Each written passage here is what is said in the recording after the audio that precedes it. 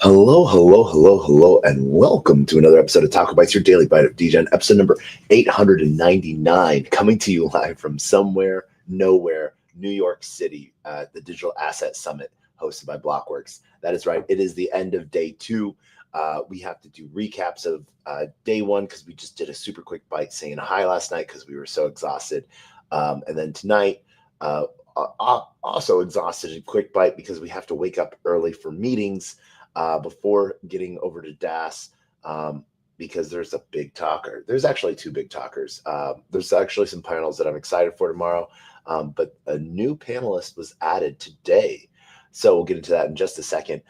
We want to take a quick second and shout out to everyone that's going to be joining us via LinkedIn, Player One Taco, YouTube, Xerox Degens, YouTube, Twitch, Twitter, Telegram, Rumble, Kick, on-chain via Abstract, and on-chain via Soul Media Tech. Thanks to Filecoin. So first off, the Digital Asset Summit hosted by Blockworks, a yearly conference for the institutional side of things.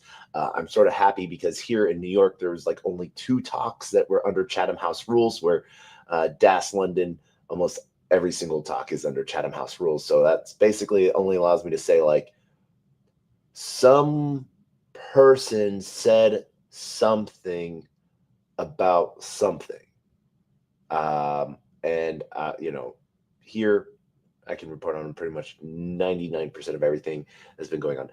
The overall sentiment from the institutional side, bag up, because for some big things coming down the pipeline, as more and more SEC cases are dismissed.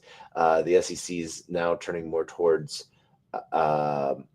regulation rather than punishment, under the leadership of the digital asset review of Hester Pierce.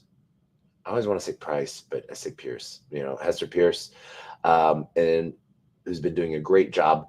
David Sachs leading up with the crypto AI czar, and it's been really interesting. I've had a great time talking with like the Gemini team, Injective, Hedera, Alpha Terminal, Anchorage Digital, Jito, Marinade. And then really got to connect with the people, team over at Red Belly Network. Some really cool stuff going on over there on the tokenized RWA side of things. And Australia seems to be kicking butt on what people are, what institutions are allowed to do. So they seem to be a little bit ahead of the game over the US, and have been doing that for quite some time. So huge shout out and congrats to them. So day one, some of the cooler conversations and friendships got to meet was like with the Marinade team, and Nikki Scans, pretty amazing evangelicist for Marinade and how they run their staking protocol. So getting to already know how Marinade works, but then getting to listen to them talk to on what they are able and trying to do and how they can support institutions. Some pretty cool freaking stuff as they break it down. So huge shout out to Marinade, as well as the Gemini team and Stand With Crypto, New York chapter. So Government Blockchain Association has, people in the crowd and a couple speakers, I think, lined up. But,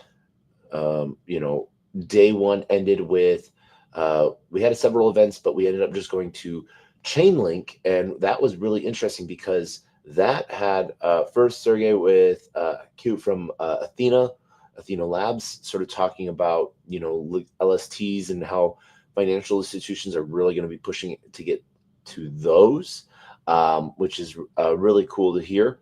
But then also as day two, more and more, we did a couple more interviews. Funny quip for the day, our normal 63-inch, tall tripod broke and literally fell apart as I was getting ready to interview STS Digital. And then I had to order a new one from Best Buy. The one that was delivered to me was not 63 inches. It was bright pink and it was 36 inches. So unless you want to see content of up people's noses, this is not the channel for that. We talk about what we find, all the cool stuff that's going on. But do want to take a quick second to shout out to Fidelity, not a sponsor this year, not here with a booth or anything, but how many regular people are using Fidelity to get exposure into Bitcoin or Solana or anything like that, Ethereum. And so that's been a really interesting thing to see happen and watch and learn. And so there's a lot of cool things coming out, like on the institutional side, on the retail facing side of things. So be prepared. There's going to be some really cool stuff. We're going to walk through some of the protocols that we got involved with, and creating content around it. So getting to run into the founder of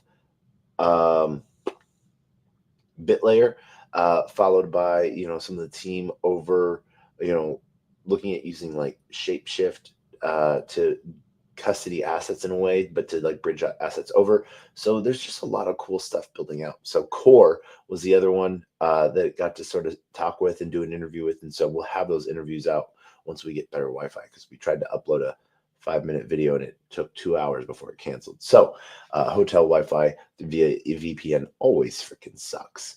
But day 2 was also amazing. It was today, how today ended. Was actually a speaker on the second panel of the night with Bruce Porter and Bitcoin Palooza. An amazing vibe time and some really cool builders, and excited to see what happens next. As always, I wanted to tell you who this secret, not so secret person is that's coming to what I've been told virtually, but seeing security equipment being moved towards the front makes me wonder why Trump is only coming virtually. Is it for the fact that Trump might not actually be coming virtually, but coming in person? Or 2, is it because the layperson might not understand that Trump isn't actually there, and so might try to figure out a way to bring harm? So enough about that stuff, because that is bad. But got to talk with a ton of people tonight. One of the really good talks last night was Sergey and Zach Folkman, from founder of Liberty Finance. So really interesting to see how that goes. Keeping an eye on it. I hope you keep 1 or 2 on it as well. But that is it for tonight. We ended the night at Bitcoin Palooza after a long day of DAS. What was really awesome, being hosted by David Fung and David Porter, and a handful of other Web3 enthusiasts here in New York willing to get something to work off of, which is really cool, and I'm grateful to see. So we're going to end this episode, as we end every episode, with the same 2 things: our words of wisdom and the greatest worst knock-knock joke on the face of the planet. Our words of wisdom are always the same. A closed mouth cannot be fed, and you cannot feed a closed mouth, meaning if no one knows you're looking for opportunity can never come a knocking. If opportunity does come knocking and no one answers, it's going to keep on walking. With that, wish everyone GM. We'll see you tomorrow. And so we'll end with the greatest worst knock-knock joke on the face of the planet, and that is, knock knock, who's there? See, me. All right. Well, that's it. Who's there?